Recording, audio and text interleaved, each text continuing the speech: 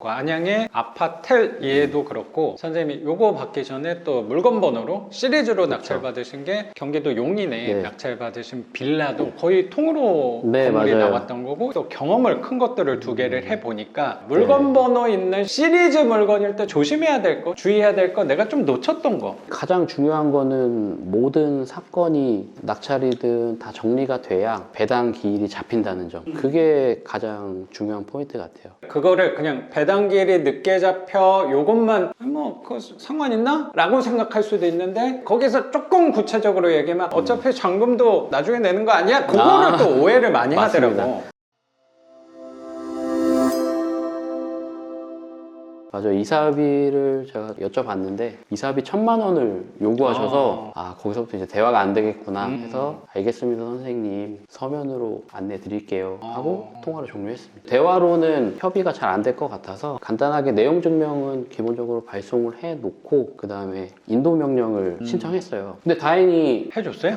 해주더라고요. 인도 명령. 아직 경매 사건이 다 종료가 되지 않았는데도 인도 명령을 내주더라고요. 그거는 한번 짚고 넘어가면 네. 좋을 것 같은 게, 선생님이 이 안양의 아파텔 이에도 그렇고 선생님이 요거 받기 전에 또 물건 번호로 시리즈로 낙찰 받으신 게 경기도 용인에 네. 낙찰 받으신 빌라도 거의 통으로 네, 건물이 맞아요. 나왔던 거고, 얘도 네. 뭐 비슷한 맞아요. 모양새로 나왔는데, 물건 번호 있는 사건을 입찰하는 게 또 어떻게 보면 선생님의 약간 전문이라는 생각도 들어요. 또 경험을 큰 것들을 두 개를 해보니까 거기서 장점도 분명히 있을 건데 놓쳤던 부분도 있었다를 얘기를 하셔서, 그러면 여기에서는 경험이 있는 거고 네. 오히려 이 전에 받았던 용인 신축 빌라에서 시행착오를 좀 했나 봐요. 물건 번호 있는 시리즈 물건일 때 조심해야 될 거, 주의해야 될 거, 내가 좀 놓쳤던 거, 그런 거는 어떤 부분을 좀 주의하면 좋을까요, 선생님? 가장 중요한 거는 모든 사건이 낙찰이든 다 정리가 돼야 배당 기일이 잡힌다는 점. 그게 가장 중요한 포인트 같아요. 그거를 그냥 배당기일이 늦게 잡혀 요것만 일반적으로 생각을 하다 보면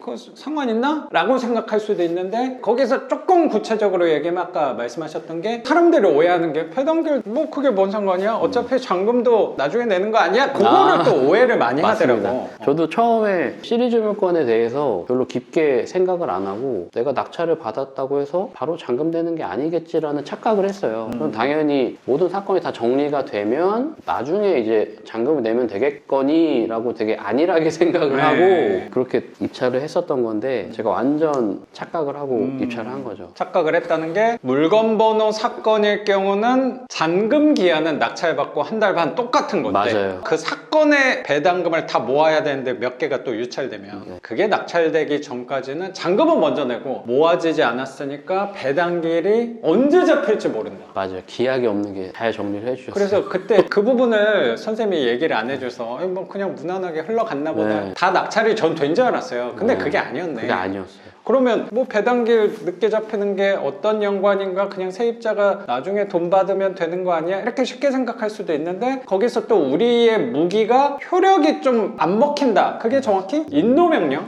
네. 인도명령도 배당기일 이후에 해주는 담당자였나 보네. 네. 지금 이렇게 보면 수원 지방법원이 그런 것 같고, 거기서 제가 의견을 좀 드리면, 수원 법원이라기보다 수원 법원의 그 경매 계장님의 보좌관님이 그럴 거야. 내 생각에는. 뭐 정확히 모르겠지만 또 다른 보좌관님이나 계장님 같은 경우는 조금 다를 수도 있지 않을까 생각이 좀 드는데, 선생님이 그때 겪었던 애로사항이, 나는 돈을 냈는데 점유자가 배당이 있는 사람도 있었을 거고 없는 사람도 있었을 건데, 배당이 특히 없는 케이스는 이사비 1,000만 원 달라고 그러면 좀 과한 이사비다 보니까 우리의 무기인 인도명령과 강제집행을 신청을 해야 되는데, 그게 언제 할 수 있는지 될지 모르는 상태로 시간은 가고 있는 거죠. 그런 상황 안에서도 집행은 안 한 거잖아요. 강제 집행까지는 안 했고요. 점유 이전 금지 가처분의 집행은 했습니다. 그건 따로 한 거잖아. 네, 선생님. 맞아요. 인도명령은 뭐 경매 맞아요. 절차 중에 하나라고 맞아요. 생각을 좀 들어서, 근데 배당기일이 안 잡혀서 인도명령을 신청할 수 없으니까 선생님은 그럼 차라리 점유이전 가처분 신청을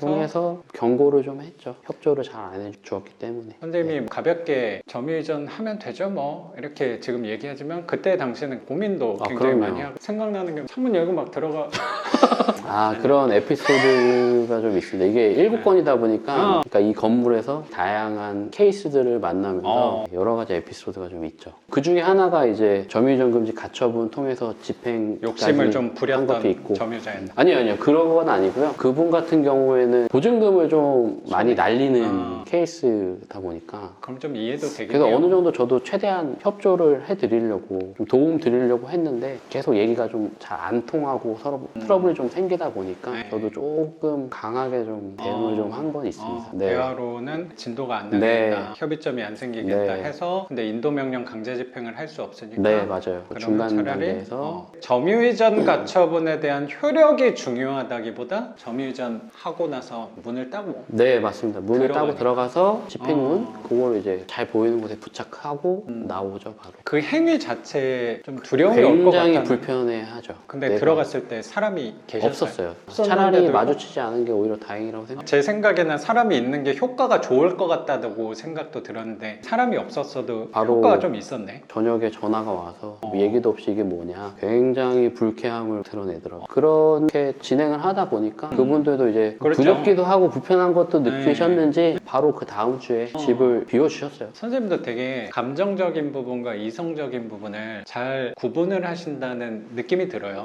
하려고 아직 부족한 사람입니다. 감정적으로 대응도 해드리고 배려도 해드리고 미사비에 대해서도 협상할 여지는 있는데 너무 욕심을 부리거나 도와드리는 것도 우리도 선이 정해져 그렇죠. 있는 건데 그걸 한도 끝도 없이 뭐 네. 1,000만 원 드리면서 하는 거는 또 우리 입장에서는 타산이 안 맞다라는 부분이라기보다 선을 약간 넘었다라는 생각에 당연히 절차대로 가는 것도 인도명령이 안 되니까 점의가로서 네, 맞아요. 승부를 봤더니 그래도 효과가 효과가 좀 있었다는 있었어요. 거는 또 제가 오늘 하나 배우고 네. 간다는 생각도 드는 것 같네요. 그 물건 같은 경우에는 11월에 낙찰받아서 4월에 비워주셨으니까 명도가 좀 길긴 했네. 네, 5개월 이자만 쭉 내고 배당기 전에 나가신 네. 거긴 하네요. 그래도 5개월 정도에 나간 거면 길다고 하시긴 했는데 긴 편이라고 느껴질 수도 있는데 네. 낙찰받고 5개월 만에 명도를 완료한 거면 제 생각에는 평균 정도 돼요. 딱 맞는 선이에요. 내 생각에.